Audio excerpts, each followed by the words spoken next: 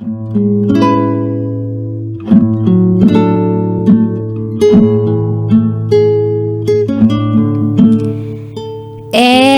now, it's time for DJ Rocky's Secret Files.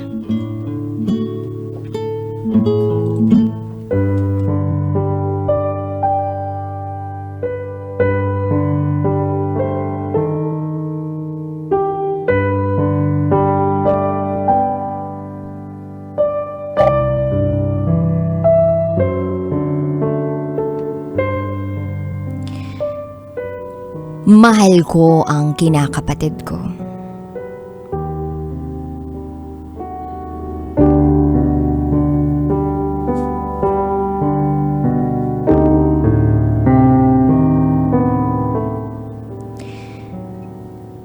Hi DJ Rocky. Itago mo ko sa pangalang Mesha. At ito, ang aking secret file.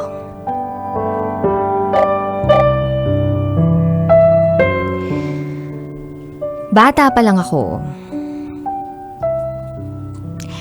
Ang nag-aalaga na sa akin ay sina lolo at lola.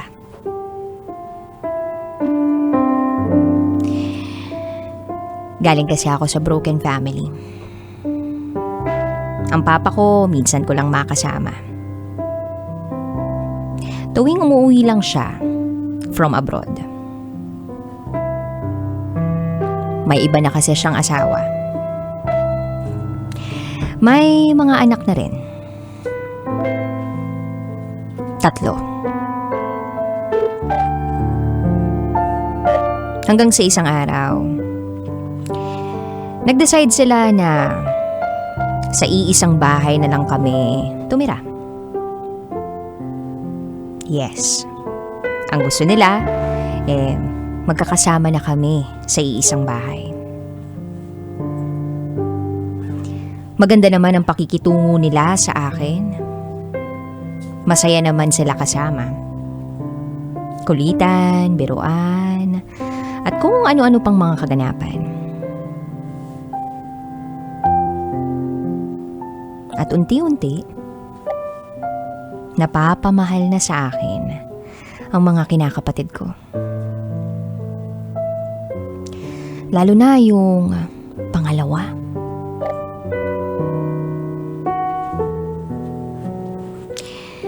Naalala ko pa, lagi kaming inuutusan ni Papa. Kami ang tagabantay sa negosyo ni Papa. At yun ang dahilan para maging close kami nung pangalawa.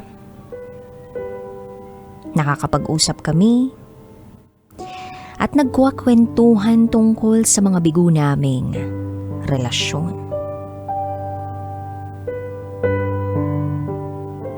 Naiintindihan namin ang isa't isa. Until one day, tinanong ko siya, "Ano ba ako sa'yo? Anong tingin mo sa akin?" At ang sagot naman niya, "Hindi ko alam. Basta para sa akin, masaya ako pagkasama kita." Parehas kami ng nararamdaman. Lumipas ang ilang buwan. Parang magjowa na ang turingan namin sa isa't isa. Sinusubukan talaga namin na huwag ipahalata yung kung anumang namamagitan sa aming dalawa.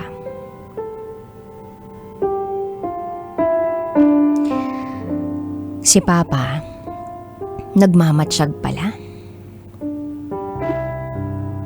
Hindi na niya kami inuutusang dalawa. Hanggang sa pinagbawalan ako ni Papa na huwag muna siyang kausapin. Pero kahit pinigilan ako ni Papa, gumawa pa rin kami ng paraan para lang magkausap kami. Gumawa ako ng dummy account. Kaya lang, nahack ako. Sinong nakahack sa akin? Si Papa.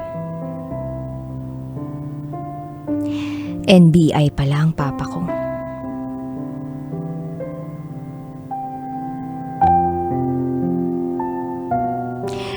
Napuno na ng galit si Papa. Maging ang asawa niya. Sinabihan nila ako na malandi. At kung ano-ano pang masasakit na salita. Pero kahit ganoon, hindi ko pa rin siya kayang iwasan. Patago pa rin naming ipinagpatuloy ang relasyon namin.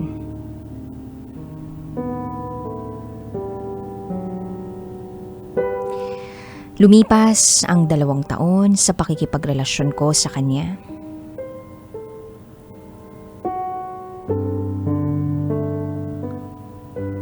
Para bang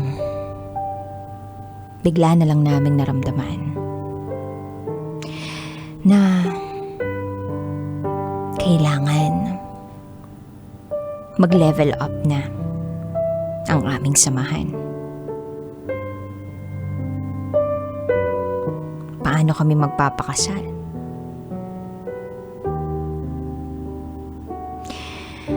Wala na kaming pakialam sa sasabihin ng iba. Ang importante ay mahal namin ang isa't isa. Kaya lang, isang araw,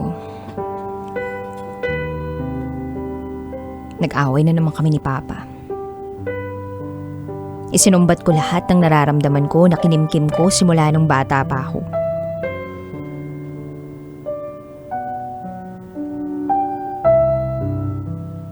Hindi siya nakinig sa akin.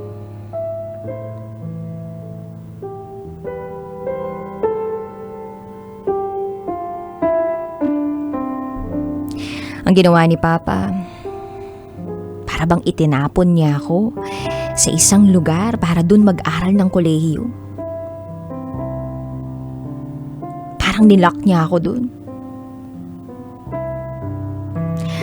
At nang matapos ko ang college, lumuwas ako sa kung saan andun yung kinakapatid ko.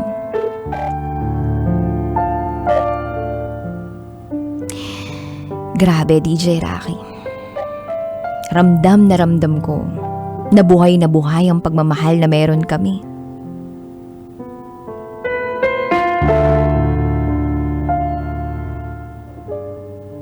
Hindi ko alam kung paano ipaglalaban pa ang relasyon namin. At hindi ko alam kung paano pa namin itutuloy ito.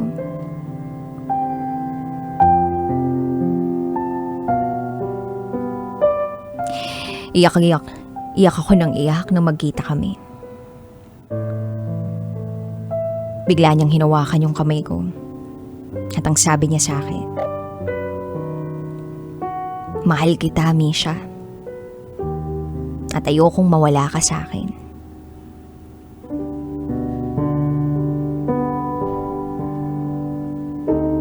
Pero sabi ko, hindi tayo pwede. Magkapatid na tayo.